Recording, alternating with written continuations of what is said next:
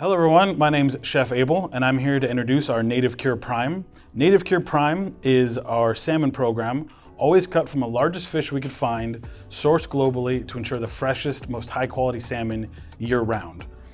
Today we're gonna do a little Tuscan style marinade with some polenta and some broccolini and a green goddess dressing.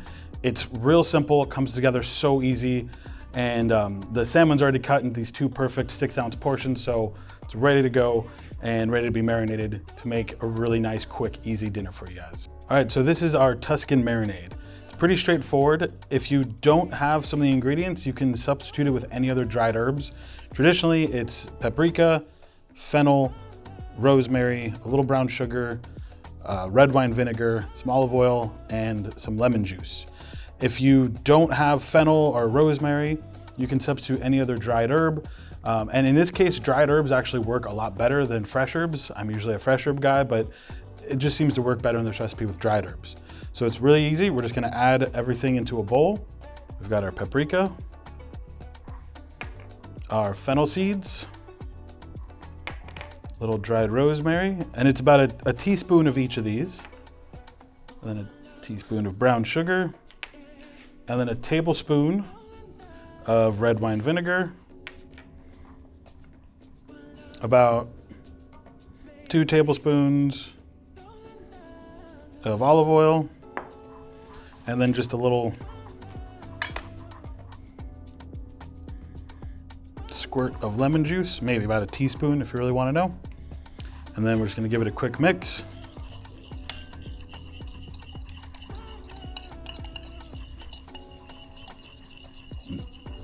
Already smells really good.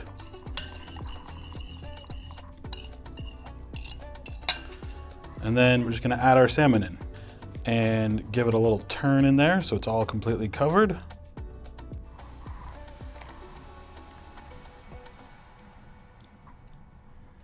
All right, and we're just gonna set this aside while we prepare everything else. All right, so now we're gonna get started on our green goddess dressing. This is one of those things, there's no need for an exact recipe. You typically just wanna use soft herbs. That's like dill, parsley, mint, basil, things like that, just not rosemary or oregano because they're a little too strong. But basically it's a mixture of herbs, some Greek yogurt, and some mayo. You can omit the mayo, or you can use olive oil. It just adds a little unctuousness to it, and it's only about 2 tablespoons. You can also use a light mayo if you'd like, or just like I said, don't use it at all, and just add 2 more tablespoons of Greek yogurt. This bout recipe is for about a cup of Greek yogurt, and all right, let's get started. So first we're gonna add about 2 tablespoons of mayo.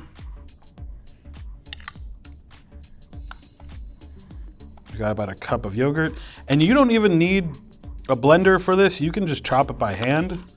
I have a blender, so I'm gonna use one.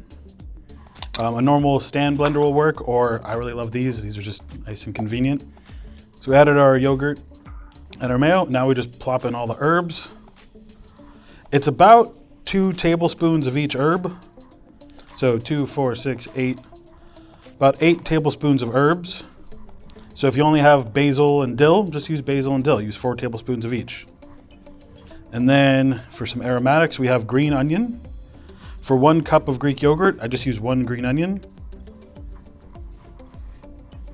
And then you don't have to use this. I like it.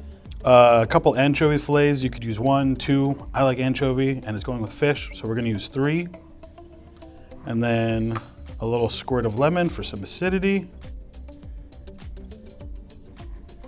And then, of course, I have my little salt and pepper mix.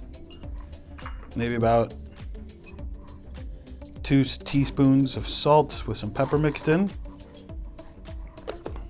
Seal this up, and we get ready for blending. All right, now that we got this blended, we'll just take this out, set it aside in a bowl. Oh, it smells so good, so fresh. A lot of different herbs.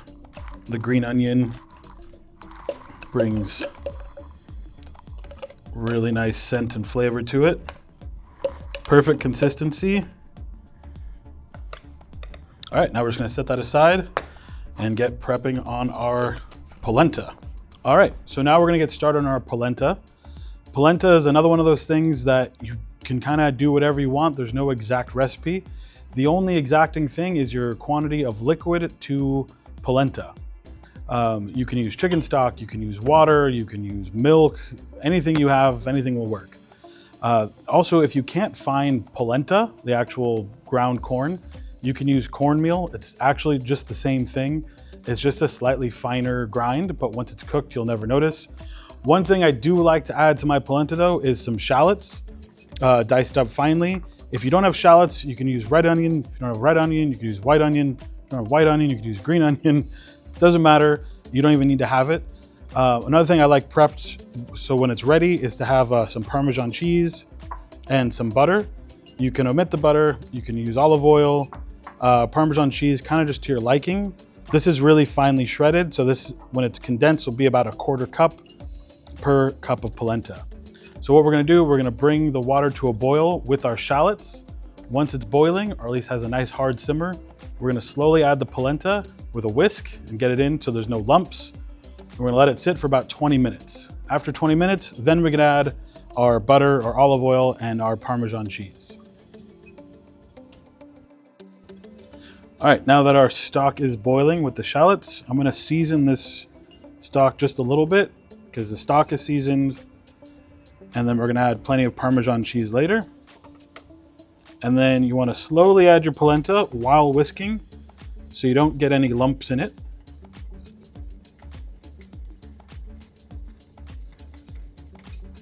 Kind of add it in little batches like that.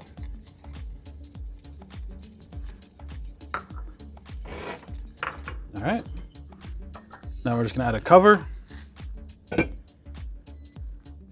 and remove it from the heat and let that rest for about 10-15 minutes, and then we could finish garnishing it. So for our broccolini, we're gonna do a little a la minute restaurant style. We're gonna add a little bit of oil.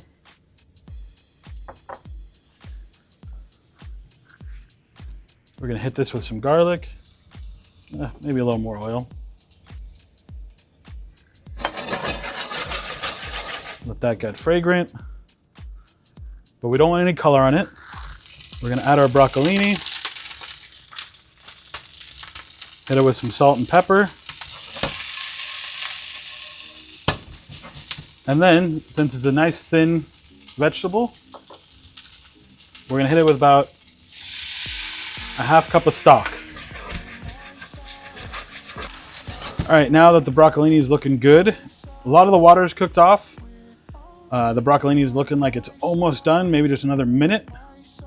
And we don't need all of the water to cook off. It's okay if there's a little left in the pan, that's not a big deal. It's got plenty of the olive oil on it to give it some flavor, and we season it with salt and pepper. And you can also do this with any small vegetable, green beans, small broccoli florets, cauliflower, kind of any vegetable that's in this style, asparagus. Just a real quick, easy way to make a veg without too much fuss. So now we got our salmon. It's been marinating. You can do this for 20 minutes. You can do it for 2 hours. I wouldn't do it overnight, maybe 6 hours at the top. You can do this in the oven, but I have an air fryer and they're super convenient. And so I'm gonna use an air fryer today. So it makes sense to put the salmon like this, but I'm actually gonna lay it on its side so we have more surface area for more caramelization. So I'm gonna lay these portions on their side. We don't need any spray oil or anything because they're already marinated with some olive oil. And that's that. We're gonna put in the air fryer at 400 for about 8 minutes. And you definitely wanna bring it to about 145 at the most. You can bring it to 140, let it carry over cook. But we wanna do a nice hot temperature so we get some nice color in there as well. All right, I'm gonna throw this in the air fryer, keep it nice and simple. All right, now that our polenta is rested and it finished cooking, we can add in some butter. Get all that in there. And our Parmesan. And just get this all incorporated. I made enough for 4 people. You can half the recipe, so it's a 1/2 cup of polenta and 2.5 cups of stock or water, whatever you have. And we just want to whisk this, whisk this. It's still really hot, even though it's been resting for about 20 minutes. Whisk it so it's all incorporated. And that's ready to plate. And our salmon is just about to finish up, and we can finish plating. Our salmon's finished roasting. Let me grab that.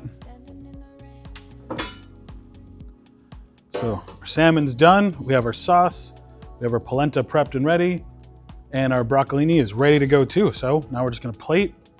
Keep this nice and straightforward and simple. We're gonna get some of our polenta. Get that on there, maybe a little more. There we go. Grab some of our broccolini. Make it look nice. Get that on there. We'll throw on another piece. All right, we're gonna very carefully grab our salmon, put that on the plate. Then we have our beautiful green goddess dressing. And you don't have to be fancy with this, you can just put it on there, but you want to throw all this effort. Put a little on for the polenta, put a little on the salmon.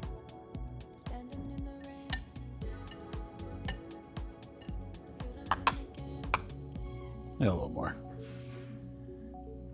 And there we go. Oh, actually, yeah. Have some of our leftover dill. We'll throw that on there as well. Awesome. And there it is, our roasted Tuscan salmon with polenta and broccolini and a green goddess dressing. Really, when you're working with ingredients like our Native Cure Prime, you don't need to be a magician to make it taste great. Just a few simple ingredients, a little bit of time, and you can have a great dinner, whether it be on the weeknight, something quick to throw together, or on a weekend for a really special dinner. Thank you guys so much for joining me here. I hope you guys enjoy the Native Cure Prime.